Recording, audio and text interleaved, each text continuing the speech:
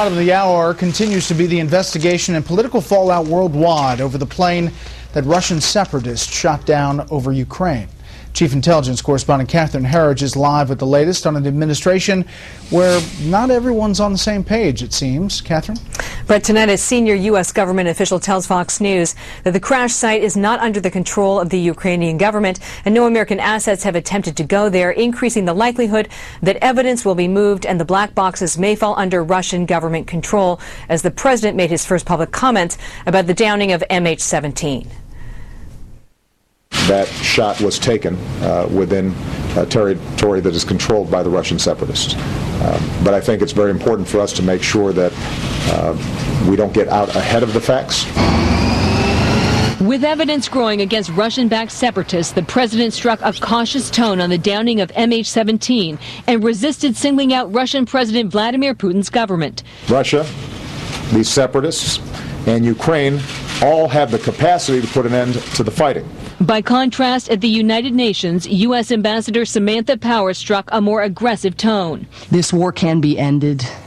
Russia can end this war. Russia must end this war. Asked about the apparent conflict, the State Department insisted the administration was on the same page. I don't think it was meant to be a difference. Those statements were very coordinated and were similar in the language that was used. U.S. officials said today they had no reason to doubt the authenticity of audio recordings released by the Ukrainian government, which says the conversations prove Russian-backed rebels downed the jet. While not confirming the origin of the surface-to-air missile, the Pentagon said the evidence linking the missile strike to Russia is strong and part of a pattern of complicity by Moscow. We see no hint that Russian support for the separatists has ceased. In fact, we believe that Russia continues to provide them with heavy weapons and other military equipment. Despite early reporting that 23 Americans may have been on board, the State Department confirmed today that one American was killed, identified as Quinn Lucas Schansman, a U.S. Dutch citizen.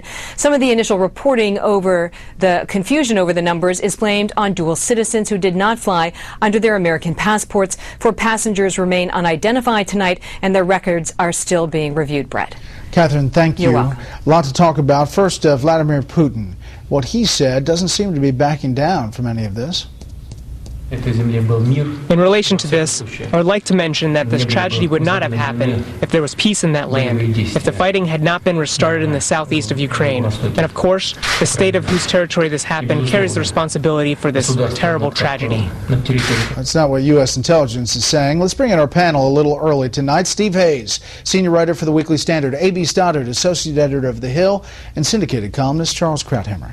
Okay, Steve, you heard Jen Psaki there at the State Department saying that these statements from the President and Samantha Power, the U.S. Ambassador to the United Nations, were similar, coordinated. I mean, does she think we can't hear? I mean, they were plainly in tension with each other, and Samantha Power, Ambassador Power, was far stronger about what had taken place than President Obama was. What we saw from President Obama, yet again, in the middle of yet another crisis, was the sort of same kind of cautious language. And it's the banality itself of the President's response that contributes to this perception of his lack of seriousness about it. I mean, this is a guy who spent today, in response to a question, quite a bit of time talking about his concerns for the global economy and how the steps the United States and its allies were going to take to make sure that whatever additional sanctions didn't cause disruptions to the global economy.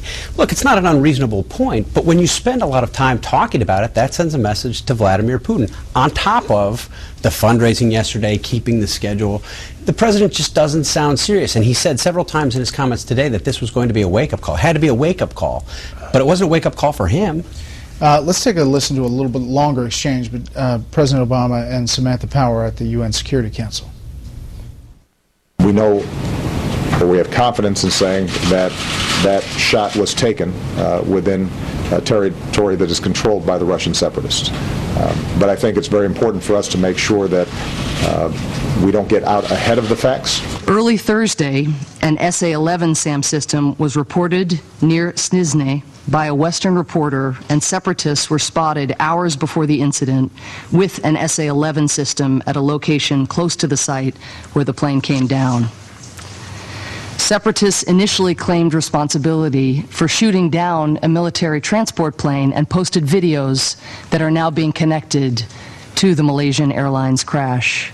Separatist leaders also boasted on social media about shooting down a plane, but later deleted these messages. Because of the technical complexity of the SA-11, it is unlikely that the separatists could effectively operate the system without assistance from knowledgeable personnel. Ambassador Power was pretty specific. They're talking in completely different ways. I don't know if this is intentional, a good cop, bad cop thing, but at this point, we have to hope that President Obama is being a lot more forceful in his discussion with European allies, particularly Angela Merkel, about not only the reaction long-term to how to contain what's going on in eastern Ukraine and what's going on with Vladimir Putin, but in the immediate short term with what's going on with this investigation, which is really frightening. The fact that the crash site has been compromised and violated, that people aren't getting in there, that we're not having a credible investigation, and that Putin says he doesn't want the black boxes. We don't really know exactly at this point where they are. It's incredibly frightening that he's offering to serve as an interlocutor, and that and so the pressure needs to be, again, on the Europeans right away to step up and make sure that people get to that site and we find out what we need to. And then long term, he did say it was a wake-up call, and like I said, I hope he's being more forceful. The Europeans really need to come around this time. We broke up the panels into different segments. We're going to hear from Charles after this quick break on the downed plane, and a little bit later on Hamas and Israel.